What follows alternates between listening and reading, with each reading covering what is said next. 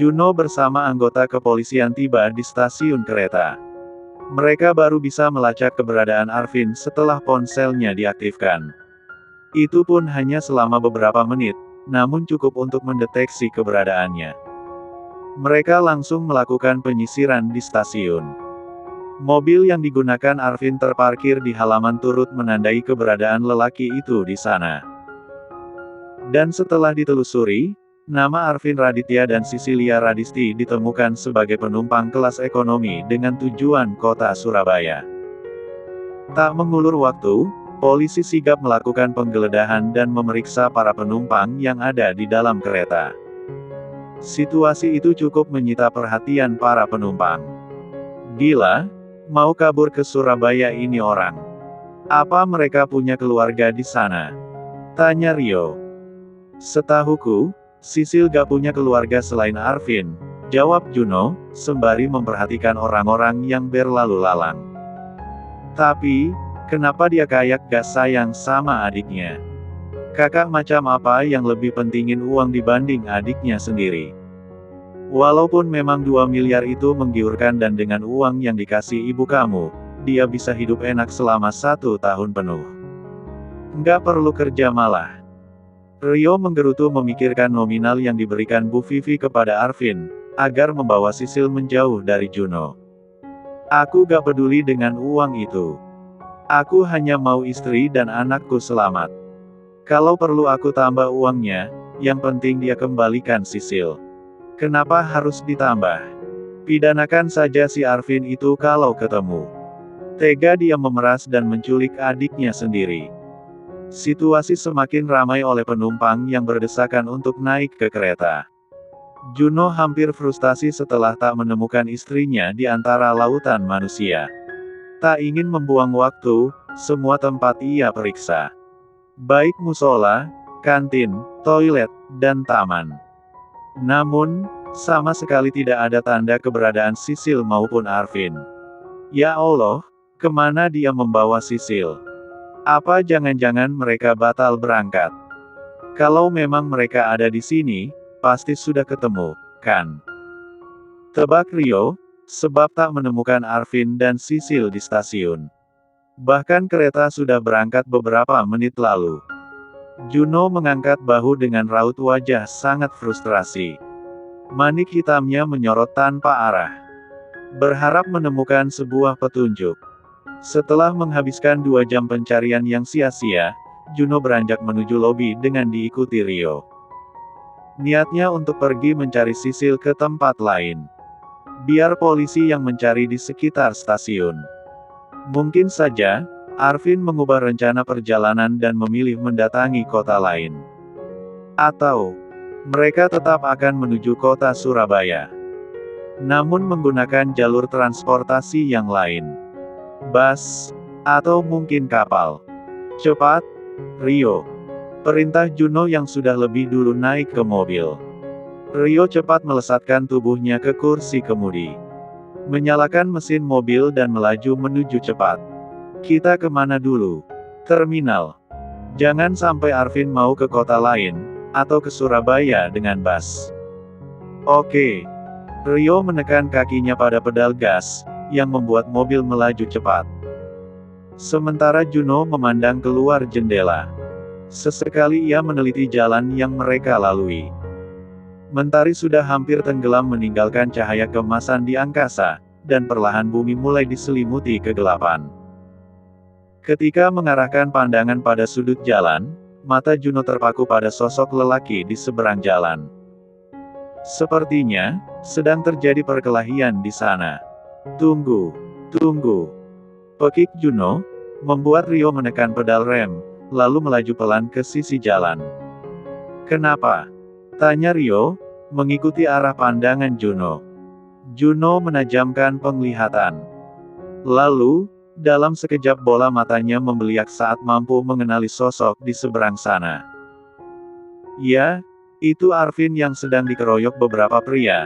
Dan tak jauh dari mereka ada Sisil yang sedang menangis ketakutan. Itu Sisil, Rio. Juno memekik, tangannya cepat membuka pintu mobil untuk turun. Begitupun dengan Rio. Iya, Benar. Itu Sisil. Tunjuk Rio ke arah seorang wanita di kejauhan. Tapi, siapa yang kejar mereka? Kayaknya bukan orang kita. Juno tak menyahut sebab sudah berlari untuk menyusul istrinya. Akal sehatnya masih bekerja dengan baik di tengah kepanikan, sehingga cepat menghubungi polisi melalui ponselnya dan mengabarkan lokasi keberadaannya saat ini. Sementara di sana, Arvin kembali menarik tangan adiknya setelah menghantamkan kepalan tinjunya kepada seorang pria. Pria tersebut sempat tersungkur, sebelum akhirnya bangkit perlahan untuk mengejar. Sisil! Teriak Juno. Namun, kendaraan yang berlalu lalang menghalangi suaranya untuk sampai kepada sang istri. Kakinya cepat berlari untuk mengejar. Sisil! Teriaknya sekali lagi. Sisil yang sudah kehilangan tenaga itu mulai terseok-seok. Satu tangannya ditarik Arvin, sementara tangan satunya menyentuh perut. Pakaiannya kotor dan ada cairan merah di sudut bibirnya. Sisil! Suara panggilan itu mengalihkan perhatian sejenak. Sisil menoleh ke kanan dan kiri hendak mencari sumber suara tersebut. Meskipun tersamar, namun ia dapat mengenali pemilik suara itu. Mas Juno. Mata Sisil berotasi ke segala arah, hingga menemukan sosok Juno sedang berlari di kejauhan. Arvin! Lepaskan istri saya! Teriak Juno. Arvin menoleh seketika, lalu menatap beberapa pria yang sejak tadi mengejarnya. Bimbang dan tak tahu harus berlari kemana. Di satu sisi, ada pria bejat yang akan menjadikan adiknya sebagai wanita rebutan di tempat hiburan malam, dan di sisi lain ada pria tak bertanggung jawab yang sudah menikahi adiknya, namun melemparkan surat perjanjian untuk bercerai dan berniat menikahi wanita lain. Mas Juno. Sisil memberontak untuk melepaskan diri, namun Arvin menggenggam tangannya erat. Mau kemana kamu? Ikut kakak. Enggak. Aku mau ikut suami aku, kak. Jerit Sisil, menatap ke arah suaminya dengan tatapan memelas. Meminta tolong. Melihat Juno semakin mendekat, Arvin menarik tangan adiknya untuk berlari. Namun, Sisil melakukan perlawanan. Telapak kakinya yang tidak menggunakan sandal itu terseret aspal hingga menimbulkan lecet. Tolong lepasin aku, kak. Aku mau pulang ke rumah Mas Juno. Aku lagi hamil anaknya. Manik hitam gelap itu seketika membeliak. Untuk sesaat ia membeku di tempat, hingga tanpa sadar cengkramannya terlepas. Tak ingin membuang kesempatan, Sisil menghempas tangan sang kakak. Tanpa memerhatikan keadaan sekitar, ia berlari ke arah suaminya. Bahkan, Sisil tak lagi menyadari bahwa sebuah mobil sedang melaju kencang ke arahnya. Sisil, awas! Jerit Arvin, seolah kehilangan separuh nyawa. Tanpa peduli apapun, ia melesat cepat. Mendorong tubuh lemah adiknya ke sisi jalan. Tubuh lelaki itu pun terpental setelah sebuah mobil kanvas yang melaju cepat menghantam tubuhnya. Decitan ban mobil yang bergesekan dengan aspal memekat telinga. Arvin tergeletak di sisi jalan dengan cairan merah segar yang mengalir. Matanya mengerjap dengan kesadaran yang kian berkurang. Ia bahkan tak dapat merasakan tubuhnya sendiri, yang ada hanya rasa sakit yang menjalar pada setiap bagian tubuhnya. Kakak! Lengkingan pilu Sisil menggema di udara. Juno yang baru saja menjangkaunya memeluk dengan erat. Sementara Rio berlari cepat ke arah Arvin untuk memeriksa kondisinya. Tahan orang-orang itu! Teriak Rio kepada beberapa polisi yang baru tiba, sambil menunjuk ke arah beberapa pria yang tadi mengejar Arvin dan Sisil. Tiga pria itu hendak melarikan diri, namun polisi bergerak cepat menangkapnya. Salah satu dari mereka bahkan harus merasakan perihnya timah panas yang bersarang di betis. Jeritan histeris Sisil pun menggema di udara. Melepas pelukan suaminya dan berjalan terseok ke arah sang kakak. Tubuh lemah yang tergeletak di sisi jalan itu tak lagi bergerak. Kak Arvin! Isak tangis menyatu dengan udara. Sisil meletakkan kepala sang kakak di pangkuannya. Mas Juno, tolong kakakku. Dia berdarah. Arvin membuka mata perlahan. Tatapannya kosong. Tangannya mengulur untuk menjangkau sesuatu. Sil. Sesaat setelah menggumamkan nama itu, perlahan matanya terpejam. Sisil terbaring di sebuah ruangan di rumah sakit setelah sebelumnya sempat pingsan melihat kakaknya dalam keadaan terluka parah dan bersimbah D4 darah. Sudah hampir 1 jam, tetapi ia belum juga tersadar. Juno yang duduk di sisinya tak pernah beranjak walau hanya sedetik. Matanya memandang wajah pucat itu seolah tiada kata jemu, menggenggam tangan, sesekali mengecupnya, atau membelai puncak kepalanya penuh kelembutan. Tolong periksa lagi. Pastikan istriku dan janin dalam kandungannya baik-baik saja, pintanya kepada dokter Salsa, yang sedang melakukan perawatan pada kaki istrinya. Telapak kaki Sisil terluka sebab berlari di aspal dalam keadaan tidak mengenakan alas kaki. Tenang, Juno. Sisil gak apa-apa. Tadi kan sudah di USG juga, sahut dokter cantik tersebut. Kakinya gimana? Nggak ada luka serius, kan? Nggak, kok. Cuma lecet-lecet. Juno bernapas lega dan kembali menatap istrinya. Di antara rasa khawatir itu, ada perasaan bahagia yang teramat sangat. Sisil, gadis polos yang ia nikahi secara terpaksa, istri yang sebelumnya tidak ia inginkan, bahkan ia sempat melemparkan surat perjanjian untuk bercerai, nyatanya adalah gadis yang dijodohkan dengannya sejak lama. Masih segar dalam ingatan Juno pertama kali bertemu dengan Sisil. Kala itu ia baru pulang sekolah dengan dibonceng kakaknya. Kata tetangga, Sisil adalah gadis yang pemalu dan tertutup. Sehari-hari dikurung kakaknya di rumah dan hanya boleh keluar saat ke sekolah. Dan hari itu pun tiba, ketika Dodo dengan tidak tahu dirinya terbang ke balkon rumah Sisil dan membuat kekacauan.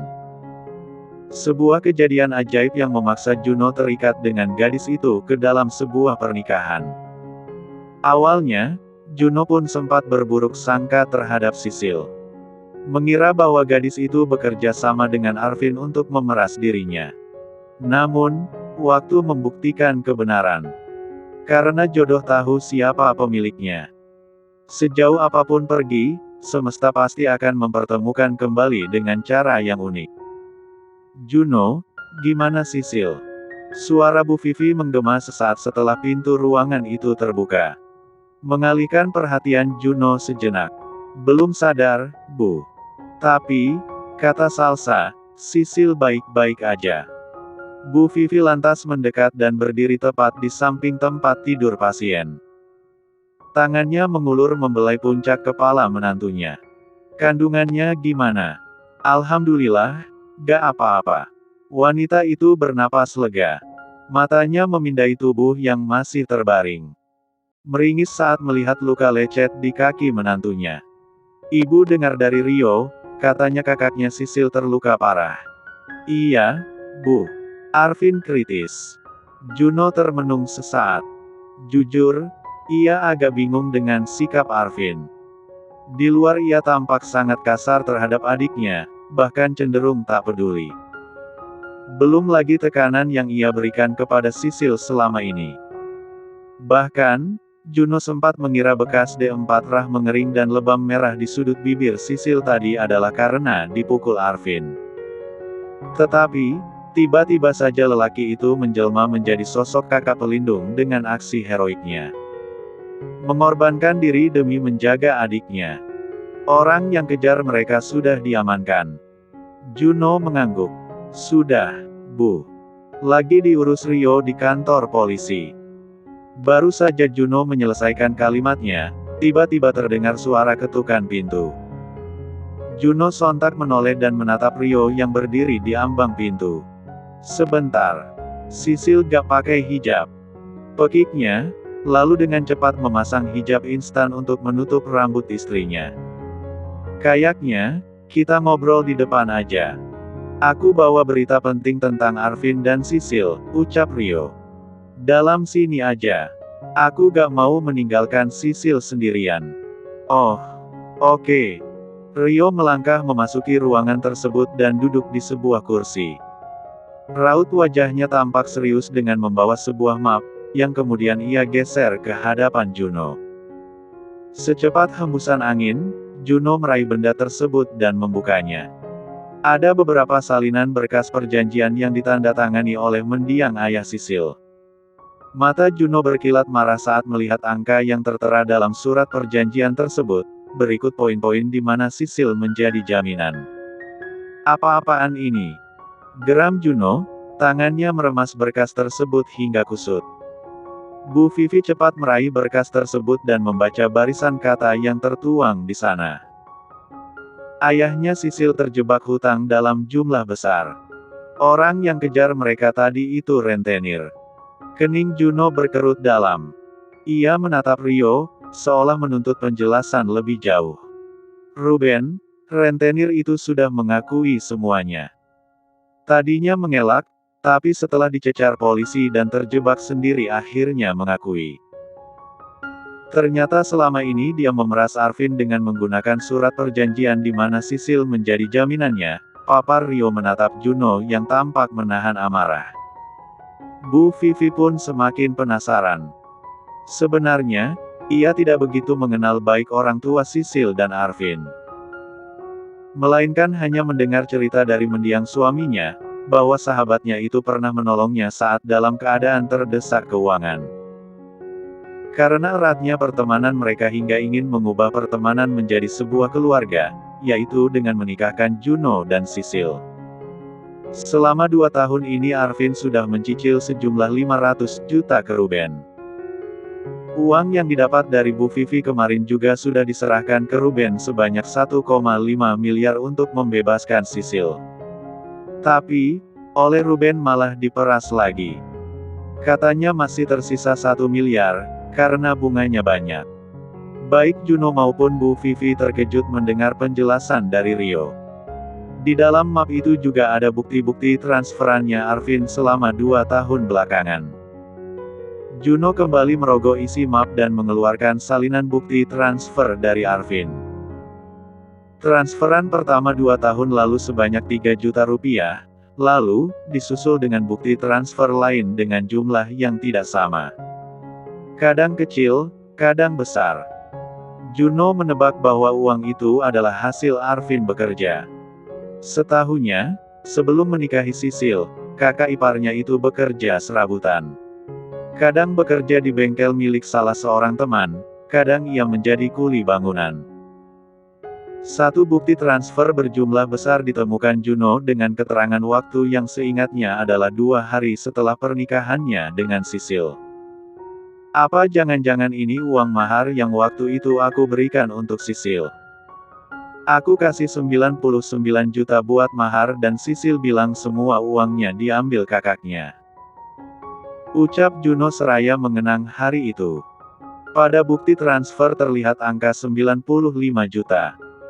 Artinya hanya berkurang sebanyak 4 juta, yang ditebak Juno digunakan Arvin untuk mabuk-mabukan. Ia masih ingat jelas saat berpamitan kepada Arvin, lelaki itu dalam keadaan setengah mabuk.